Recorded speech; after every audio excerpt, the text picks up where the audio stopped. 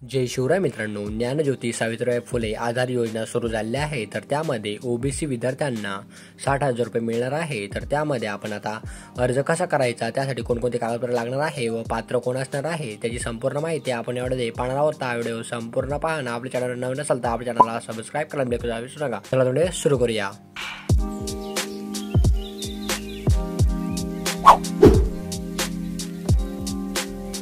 नमस्कार मित्रांनो, आता ओबीसी प्रवर्गातील विद्यार्थ्यांना महाराष्ट्र सरकार वर्षाला 60,000 रुपये देणार आहे। तर त्यामध्ये आता नवीन योजना सुरू झाली आहे। तर त्या योजनेचे नाव आहे की ज्ञानज्योती सावित्रीबाई फुले आधार योजना। या अभिनव अशा योजनेप्रयोगी योजनेचा फायदा हा ओबीसी विद्यार्थ्यांना मोठ्या प्रमाणात होणार आहे।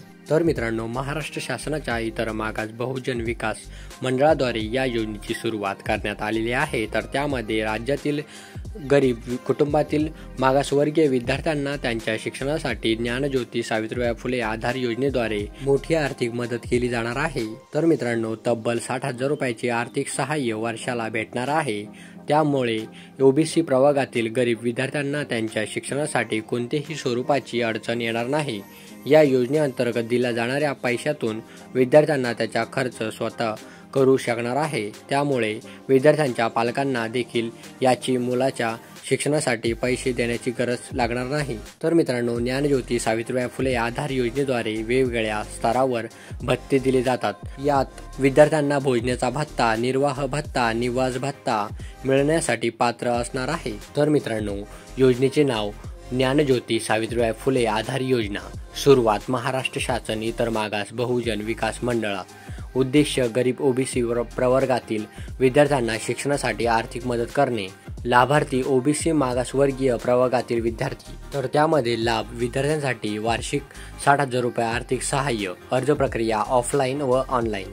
तर मित्रांनो, ज्ञानज्योती सावित्रीबाई फुले आधार योजनेसाठी राज्य शासनाने काही पात्र निकष जारी केले आहे।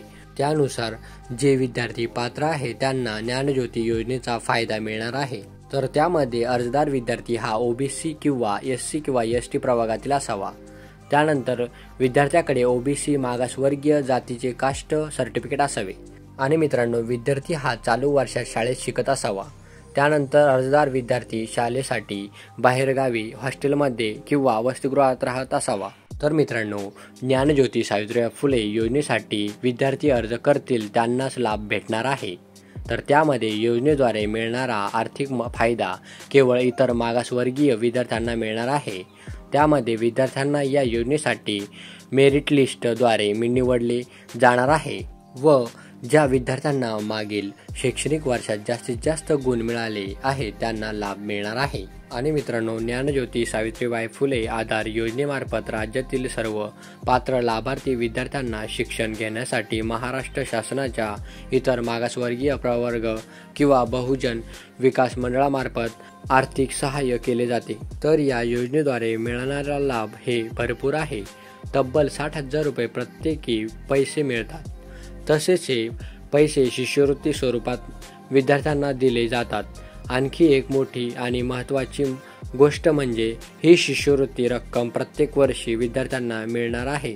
तर मित्रांनो, पात्र लाभार्थी विद्यार्थ्यांना प्रत्येकी 60,000 रुपये मिळणार आहे व विद्यार्थ्यांना वसतिगृहात राहण्यासाठी आर्थिक सहाय्य केले जाणार।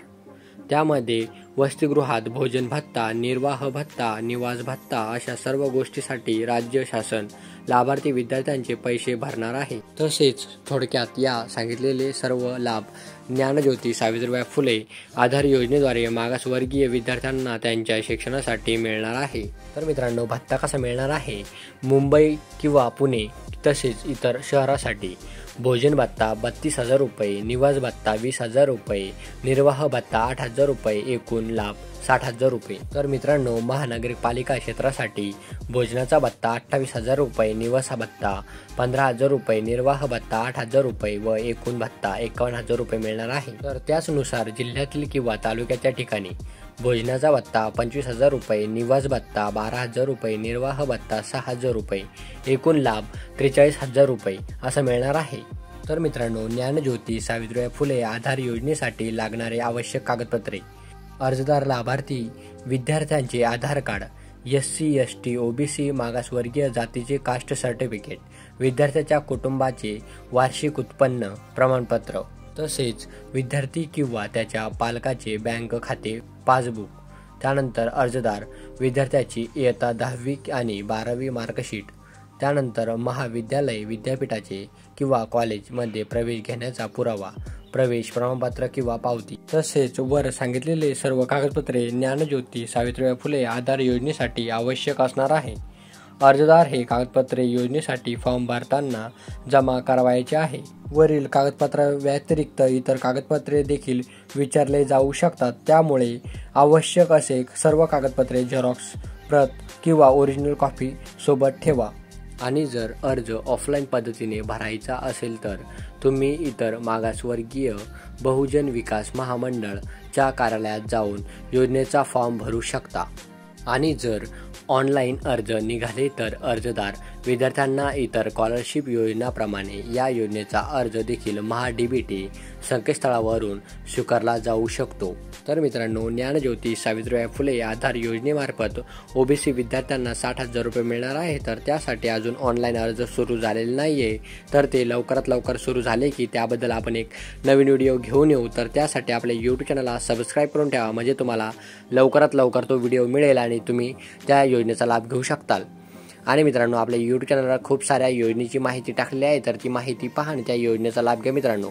आणि मित्रांनो, हा व्हिडिओ जास्तीत जास्त विद्यार्थी मित्राला शेअर करा, म्हणजे ते पण या योजनेचा लाभ घेऊ शकतील. चला तर मग भेटूया पुढील व्हिडिओमध्ये. जय हिंद, जय महाराष्ट्र.